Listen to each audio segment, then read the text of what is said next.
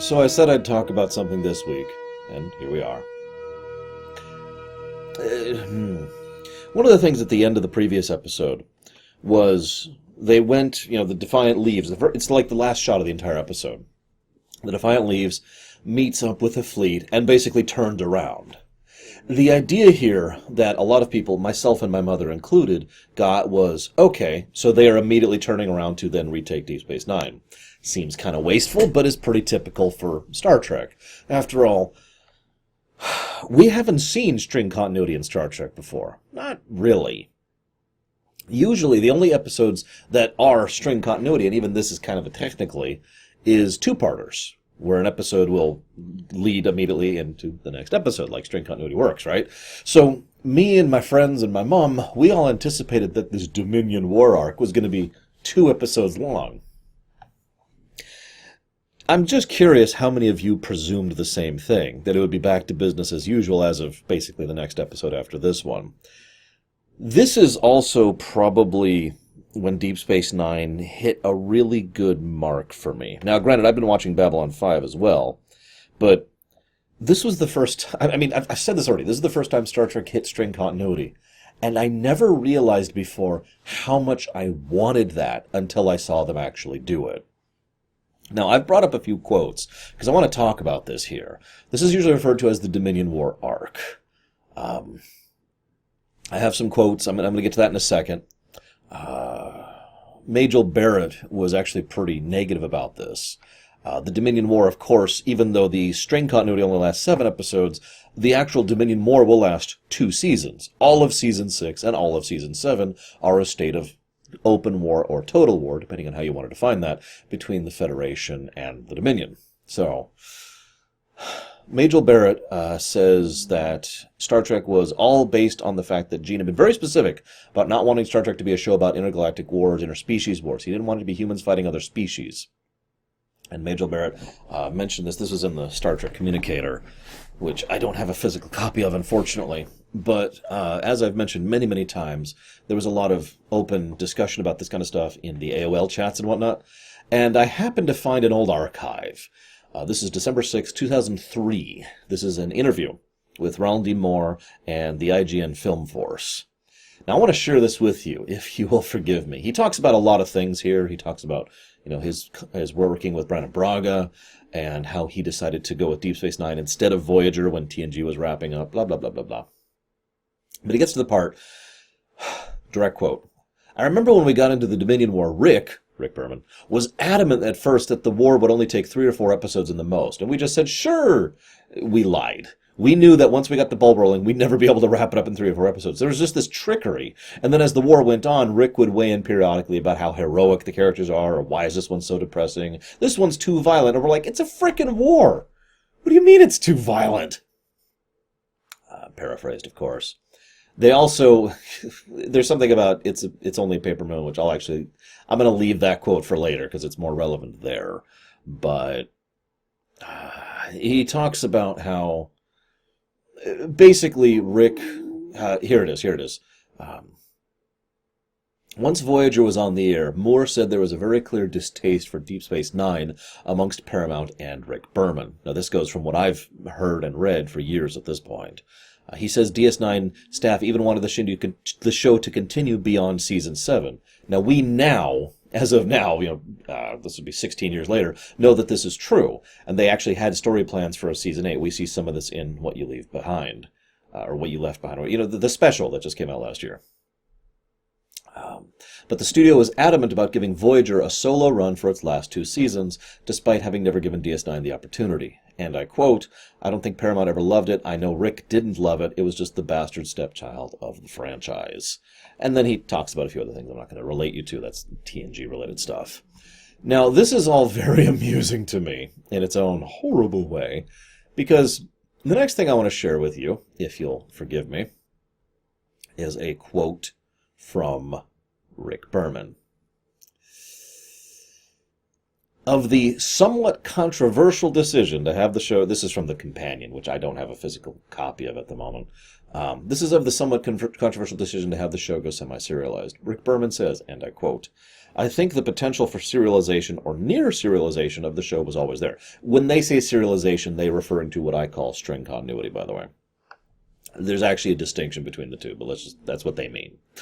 If you're on a spaceship, as in Voyager, Next Generation, or original series, you have your family of people who go off and meet aliens every week. But Deep Space Nine was conceived as a stationary show. It took place on a space station. We found ourselves developing dozens of ancillary characters, secondary characters, recurring characters, and because it remained there, those characters kept coming back. So once you have the tapestry of all these different characters and you had all these different stories that were kind of weaving in and out, I think it sort of begged for more of a serialized format. And the fact that the Dominion War became such a major part of the last two seasons really contributed to the feeling of serialization. Now, more than once in the past, I have basically called bull on Rick Berman. This, to me, sounds like him spin-doctoring it, because every other source, including the one I just quoted from 2003, mentioned how he was pretty adamantly against this whole thing. This is also interesting because in that exact same companion, there's a quote from Moore, which I'm not going to read word for word for you because I didn't write it down, that had Moore commenting on how incredibly difficult and how much of a costly experience it was doing the serialization. Not in a bad way, mind you, just mentioning how the show, the studio, the infrastructure, the connections between the writers and the directors and the entire production staff wasn't set up for doing this kind of string continuity. And I'm going to use a direct quote here, it was apparently very exhilarating to work on this. So, yeah, I'm going to call bull on Rick Berman being like, of course, but then again, Berman likes to be the guy who claims credit for Deep Space Nine in general, so. The beginning of this episode is dedicated to the memory of Brandon Tartikoff. Now, I know I've mentioned him before, at least when it comes to the films. Brandon Tartikoff, I'm almost positive I brought him up in early season 1 of TNG as well. He was one of the Paramount execs who helped to put both financial and political sway behind Star Trek. He was one of the pushers who helped the show to happen, helped TNG to exist, helped Deep Space Nine to exist, and helped push several of the films. He was a big pusher, and in many ways, I would actually say he probably deserves more credit than Rick Berman does for allowing Star Trek to expand as it did. And remember, for as much as I despise Rick Berman, I will always give the man credit for being one of the executive producers who pushed Star Trek. I was actually asked directly once about, do I think Rick Berman believed in Star Trek, or do I think he thought it was going to be a good vehicle to make money and pursue his career? And I've always thought it's the second, that he never really, believed in the show. There was no creative passion or whatever, but that he saw the potential for it. And while that does make him kind of a scumbag, it also means that scumbag helped to bring us modern Star Trek, for good and bad. So with all that credit I'm willing to give Berman, I'm willing to give even more to Tartikoff. It's a damn shame that we lost him. The episode starts with a shot of them literally just limping away, quite literally dragging some of the ships via tractors in order to get away. It then cuts to a scene with Bashir. I find it amusing that Bashir apparently shows off his genetic enhancements, whereas Alexander Siddig hated it. Eventually, he would come to grow more comfortable with the genetic engineering in an episode that'll be happening later this season. But for now, you can kind of see he kind of phones in his performance anytime he's asked to, and I quote, act like Data. Worf, of course, is fretting about the wedding. Ha, ha, ha. And that makes sense, right? Now, what's funny about this is this was done from an out-of-character perspective to remind the viewers that the wedding is coming. But from an in-character perspective, it makes even more sense because they're in a war. You need something to think about when you're in a war, something to focus on other than we're losing. So I could see him kind of fidgeting, fretting about little details of the wedding. Then we find out that only 14 out of 112 Federation ships survived the 7th Fleet catastrophe. 14 out of 112. Now, I mentioned the numbers thing last episode, so I'm not going to reiterate that point.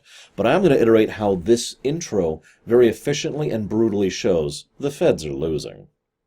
First we have the visual presentation, then we have the personal presentation, then we have the numbers. In basically every way human beings perceive information, we are shown things are bad. This is, of course, also a wonderful contrast to how things are going back on Deep Space Nine, where Kira is getting a drink for free at Quark's. I'll get that in a second, though. So Kira pushes for security privileges, and there's this nice bit where Wei-Yun says, is Odo aware of how hard I'm working to please him? Please tell him. No, I don't want to bother him myself. That would be inappropriate. I can't let Senpai know, but he's noticing me, right? Now, I'm making fun, but as ever, Combs manages a very tight wire with being just pathetic enough while being absolutely terrifying in the process. Wei-Yun is... he is a fascinating character, not just because of Jeffrey Combs. He grovels at someone who is a friend of Odo. But when Damar shows up, Wei-Yun just barks, "Out!" Don't look at him, look at me. I am telling you to get out. And Dukat has to apologize, basically, for Damar, while Wei-Yun is like, this is not good. So this is the second time, if you're paying attention, that Wei-Yun has cracked the whip. Not the last, by the way. We see that Wei-Yun is already a better leader in many ways. That's the wrong word. A better administrator than Dukat. This is the sad reality. Wei-Yun is actually pretty good at his job. Not the sniveling, not the politicking. The actual running of the Empire. He's the Ignis of the crew. To put it into another term, you remember how I mentioned that Worf was a very good first officer? Because you need someone to deal with the day-to-day and to deal with the crew. That kind of person, a major domo, effectively, is invaluable to any large-scale organization. Whether it's political, military, economic, private, doesn't matter. Having a good major domo is an invaluable asset. And Wei-Yun is a damned good major domo. He also shows in this episode the beginnings of that, and I'll be pointing it out as we go forward as well. He already recognizes the need to bring that wormhole back open. He understands that even though they are absolutely winning every engagement with the Federation, that they have not won. Dukat is like, yeah, it's fine. Wei-Yun is like, no, we need to get that wormhole open immediately, because Wei-Yun is thinking about tomorrow, and the day after that, and the day after that. Dukat is just basking in the moment. This is most shown when Dukat tries to hit on Kira. Now, he's tried to push toward romantic stuff with her in the past. What's interesting is he's always done so from a perspective of more reasonability. Now, that's probably at least partially because the writers actually legitimately wanted Dukat and Kira to get together, and it was Nana Visitor who put their foot down on that one. But you'll notice the way he acts here is literally different. He comes across as more sleazy, and I'm pretty sure that was a deliberate intent by the director.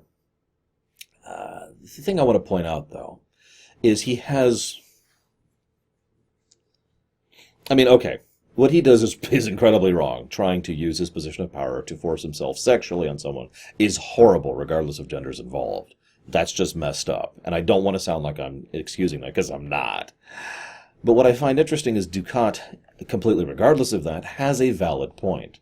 When he blocks her from leaving, he says... He cuts to the core of the issue. It's not about, this specific fight or the fact that I'm Dukat or anything. The two of them have literally fought side by side more than once. No, he says, you feel I've betrayed you. And she says, yes.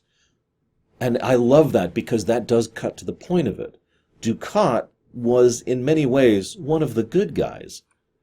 Not in terms of being a good person, but because that was the side he was on. And Kira had gotten to the point where she had accepted that he was on the good guy's side. And then he flipped. Now, I've discussed this already in the specifics of it and the writer's reasons for it, blah, blah, blah, blah, blah. But the hard reality is he hits straight to the core of that point. And when he defends himself, I feel there's some legitimacy in his argument. The catch is, of course... She, of all people, is one of the ones who is going to be least receptive to that, because the thrust of his argument is Cardassia was screwed. We were a third-rate power, had nothing left, we were on the edge of the abyss, we had to have something to help us survive and grow stronger. Now, Do you think that kind of argument is going to work with a Bajoran who lived through the occupation? And you can see the flaw in the argument. This is why I say he's not a good guy. He was simply on the good guy's side. Because even when he has a valid point, his general thought process is, well, villainous. Wrong, to put it into such terminology. As always, love to hear your guys' thoughts on Dukat. He's a fascinating character to talk about, that's for certain. So, let's see here. Wei-Yun cracks the whip. Odo. Kira mentions how she trusts Wei-Yun more than Dukat. You remember how I mentioned the thing with Gamor, Dukat, and Wei-Yun, and Kira was present for that? So in this scene, Kira mentions she trusts Wei-Yun more than Dukat. Now, at the end of this episode, Odo goes and requests the reinstatement of his security, so he has something to do. And then Wei-Yun says, "No, I've done that for you." Which is brilliant, by the way. Notice Wei-Yun acquiesces instantly and without hesitation. But then, now that I've done that for you, now that I've offered you something, without asking for anything in return, without hesitating or question, maybe you could do something for me? This is brilliant manipulation by Wei-Yun. It's the only thing he could do to something like Odo, because he is still programmed to worship Odo. But he can still work around that a little bit, because Odo being on the council, as Kira points out, is going to, well, verify. It's going to, that's not the word, legitimize the Dominion occupation by having Odo on the council along with Dukat and Wei-Yun. And, she's right, because she mentions how this doesn't feel like a victory. This is the problem, and this will be part of Kira's story arc going forward. She has no idea the enemy she's facing. Kira can take on individuals, and she can fight a guerrilla war. She's excellent at both. What she's doing right now is playing at politics. She is not excellent at that. In fact, she is an absolute amateur at that. And Wei-Yun is not, and the Dominion are not. So that's why she says at the end, I feel like this feels like a loss. Because it is. Because she has lost this round. And she's starting to recognize that. So rewinding a little bit, there's a nice little human moment where, where Quark is trying to talk things over with Odo and Kira. Now, Quark comes in and, hey, I'm making tons of money, and they're like, okay, that's nice. But what I love about it is Quark has the right perspective there. It is a pragmatic perspective, but it is still correct. I don't care about just profits. And I think by this point we can say officially, Quark really has grown. He has a conscience. He has a sense of ethics. He is a decent person in a way that Dukat is not, to put it simply. Although there has been arguments that Dukat might have pulled a Quark if Dukat had been embraced the way Quark has, but that's neither here nor there. So he says, look around you.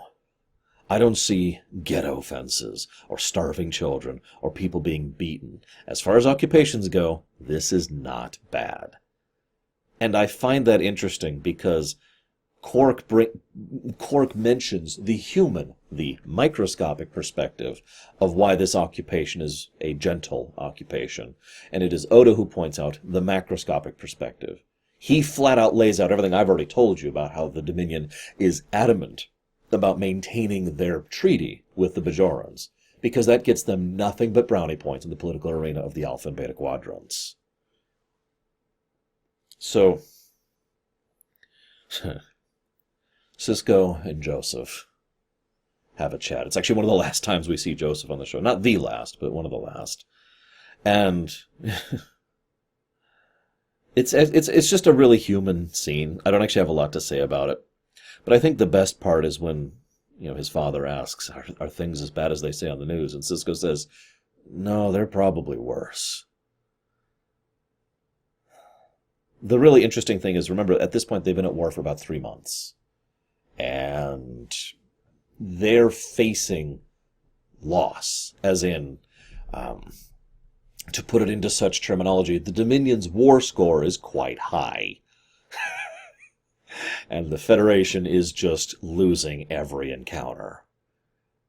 Yeah, the Federation is facing either trying to peace out, or, what is more likely, acquiescing to all demands.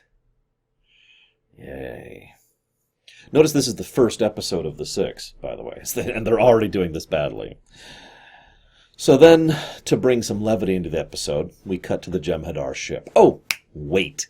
At 17 minutes and 46 seconds, Barry Jenner. I hope I'm saying that name right. Hang on, let me double check that, because I always have trouble with names. Let me look at the guest star list here. Barry Jenner. Yep, looks like I had it right. He shows up on the show. He plays Admiral Ross. Now, I have talked for years, long before I ever even started this show, about how admirals and commodores and high captains and all that, they all suck in Star Trek, right? I've even came up with a term for it, the obstinate bureaucrat. And there have been exceptions to that, to be clear. But usually, if an admiral showed up, you had about a 9 out of 10 chance that they were there to be an obstinate bureaucrat, or outright a villain. Ross is the really big exception to that. Ross is awesome. And I hate to oversell that because we've just seen him for the first time. But you notice how the man has an affability and a presence to him at the same time. He's warm, but he's also firm. And that's a good combination to have there. And it's no wonder they kept bringing him back. As I mentioned last time, from now on, they're going to be a lot heavier on the recurring elements of Deep Space Nine. So, yeah, Ross is now a recurring character, and that's awesome. So then they get on the Jem'Hadar ship, and we get to see... This is actually not our first look at the Jem'Hadar ships, really, but it's our first really in-depth look. And there's a very human, very lovely conversation where they talk about chairs, replicators, view screens, and infirmary. And it's just, I don't have anything to add to it. It's just a very well-written, very well-acted scene, as they all list their complaints about this unpleasant military ship they're on. Even worse than the Defiant, if you can believe that. And then, of course, it ends with, I wouldn't mind having a chair, or a view screen, or a sandwich. It's a good human moment, which I admit is funny because only one of the people involved in that is actually human. We've got a genetically engineered human, a Ferengi, and a Trill, but anyways. So there's this bit, I'm looking at my notes here. I think I've actually covered most of the stuff I want to talk about, with two exceptions. Kira says of Odo, "What good is power if you refuse to use it?" I like that. It's a good quote. I've often said that, and you can quote me on this, power exists to help others. Now, obviously that's not going to be 100% true, but I stand by the sentiment. Power is, after all, merely the ability to do. That's what power literally is, and that can be expressed in many different ways. So I like the idea that Kira is the one who pushes Odo into the events that I actually already referenced earlier. In ignorance, but still. But I also want to talk about, speaking of power, Dukat has a quote, "Even amongst servants, one must be in charge." And Weyoun is just, Dukat. That's the kind of observation I would expect from you. Interesting, but somehow petty. Yeah. So, final thoughts. Ketracel White. I could be mistaken, but if I'm not mistaken, they never address the possibility of taking control of the White supply as a stratagem. Now, you might argue whether or not that would even be feasible or worth pursuing, but you'd think they'd at least bring up the possibility. You can't tell me the Federation and all their scientists wouldn't be able to at least replicate some equivalent of Ketracel White, some kind of stopgap, while at the same time doing everything they can to either capture or destroy all the Dominion's supply of Ketracel White. Programming and founder worship aside, there's no White, that's the end of the Dominion's military, one way or the other. But if the Federation has the White, think about it. I just thought that was interesting to consider as they go to destroy this outpost. Now, I wanted to mention one other thing about that really quick. I think one of the benefits of the Jem'Hadar bridge, and it's a shame they'll only ever use this basically in this episode, is the idea of it being a submarine. I mean that. Like, on another ship, you can see what's happening, and it feels more like the deck of a ship. But on the bridge of a Jem'Hadar ship, it feels more like the cramped cabins of a submarine. You literally can't see what's going on, and everyone's just like, oh God, what do we do? And everyone's shouting things at each other, and we only find out what's happening through what they're saying to each other, and the people on the con, the people on the radar, the people on the sensors, right? It's just an interesting thing that, unfortunately, they never really do anything with after this. So they're going to be 17 years out. Yay. And I remember thinking something. If all it cost was one ship and one crew to take out an entire Ketracel-wide facility, then to be perfectly blunt, that is a very fair trade, strategically speaking. Not that I want them to die, it's just, I mean, you know. But then the episode ends and the ship is just limping off. And I'll never forget when I first saw this. I was like, wait, that's it? Because what happened was, usually you get into this pattern, especially in late TNG, which I was already in the mindset of at this point, obviously, where you're just waiting for the episode to wrap up. Sometimes episodes would wrap up in the last 5 minutes. It got ridiculous in some things, especially Season 7 TNG. So you're just expecting the episode to wrap up, and they got away, and then they mentioned they're limping away, and then the credits show, I'm like, wait, what? I was still waiting for the wrap-up. It took a few more minutes and discussions with my mom before we realized the truth, that there was going to be another episode following this, that it was going to be a 3-parter, effectively, not a 2-parter, which, again, was just unheard of. It's really sad, actually, in hindsight, that we were so flummoxed by the idea of string continuity in Star Trek, that we were just like, what? You can kind of see why this might have been a bit of an attention grabber. It's a shame the ratings didn't really back that up, but either way, I will be seeing you guys next time.